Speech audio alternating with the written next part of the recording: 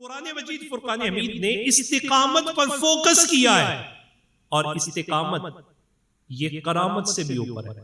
عموماً ہم یہ سمجھتے ہیں کہ شارٹ کٹ رستہ مل جائے، شارٹ کٹ رستے ملتے ہیں استقامت کے بعد، چیزوں میں استقامت مطلوب ہے، یہ ڈیمانڈ ہے۔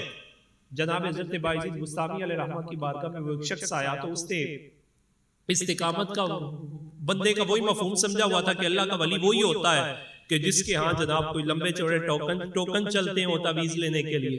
اس کا خیال یہ تھا کہ شاید وہ ہوا میں اڑتا ہے یا وہ پانی پہ چلے تو مسلح پانی پہ بچ جاتا ہے، تو ولایت کا یہ بہت بڑا معیار ہوتا ہے۔ ہرگز ہرگز آج کے دور کے بھی معیارات وہی ہیں۔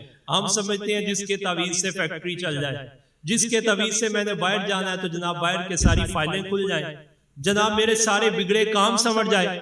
ہرگز ایسی بات نہیں۔ اللہ کے بندے کا کام یہ ہوتا ہے کہ جس بندے کا رشتہ رب تعالیٰ سے ٹوٹا ہوا ہے وہ رشتہ مضبوط کر دیتا ہے، وہ بندگی کو پختہ کرتا ہے۔ نماز پنجگانہ، الاستقامت علی دین اللہ و دین رسول اللہ صلی اللہ علیہ وسلم، استقامت اس چیز کا نام ہے کہ اللہ تعالیٰ کے دین پر قائم رہے، اس کے رسول کی شریعت پر قائم رہے۔ حضرت بایزید بستامی علیہ رحمہ کی بارگاہ میں وہ شخص ارادہ لے کے آ گیا تو 3 دن وہاں رہا، تو اس نے دیکھا یہاں تو لائن ہی کوئی نہیں لگی ہوئی، کوئی تعویذ یہاں نہیں چلتے۔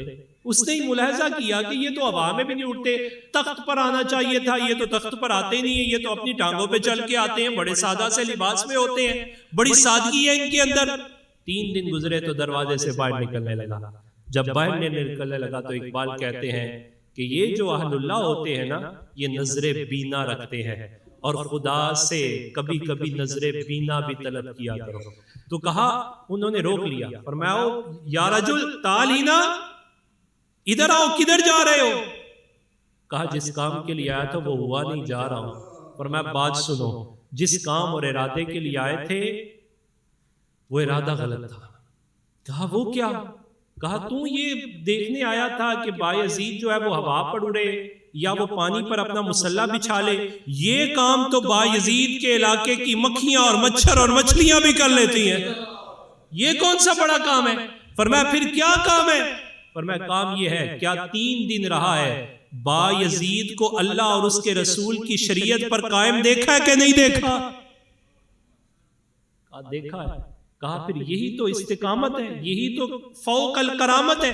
کرامت تو ایک پڑھتو ہے، انبیاء کرام کو ماننے والے اللہ اور اس کے رسول کے دین پر مستقیم ہوتے ہیں، ان کے کام عاجزی نہیں ہوتے، وہ شریعت کے مخالف کام نہیں کرتے، شریعت کی موافقت میں کام کرتے ہیں۔ اور اس موافقت کے اصول کے لیے قرآن مجید فرقان حمید نے ہمیں پھر دعائیں بھی سکھائیں کہ یہ استقامت انسان کو کیسے حاصل ہوتی ہے۔ 3 طرق کو بیان کیا۔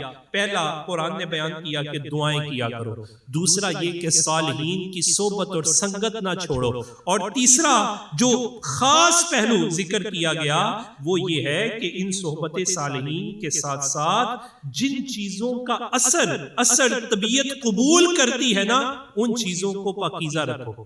اب پہلی دعا قرآن پاک نے خوبصورت دعا سکھائی، ربنا لا تزغ قلوبنا بعد اذ ہدیتنا وہب لنا من لدنک رحمہ، اے ہمارے رب ہمارے دلوں کو ٹیڑھا نہ فرما۔ یا اللہ تو نے توفیق دی تھی نا بر وقت آتے تھے، اب کہیں لیٹ نہ ہو جائے۔ یا اللہ تو نے توفیق دی تھی قرآن بھی سنتا تھا، اب کہیں پیچھے نہ رہ جائے۔ یا اللہ توفیق دی تھی روزہ رکھتا تھا، اب میں کہیں نفلی روزوں سے پیچھے نہ رہ جاؤں۔ وہ ساری چیزوں کو ربنا لا تزغ قلوبنا بعد اذ ہدیتنا وہب لنا من لدنک رحمہ، یا اللہ یہ تبھی ہوگا جب تو اپنی رحمت فرمائے گا، انک انت الوہاب۔ پھر دوسری نبی علیہ السلام نے خود اس کے تحت دعائیں فرمائی، فرمایا یہ دل بڑی جلدی پلٹتے ہیں، دل پہ ہاتھ رکھ کے کبھی کبھی یہ کہا کرو یا مقلب القلوب قلب قلوبنا علی دینک، یا اللہ اے دلوں کو پھیرنے والے، جب بھی تو ہمارا دل پھیرے تو پھرتا پھرتا دین پہ آ کے کھڑا ہو جائے، جب بھی پھرے تو دین پہ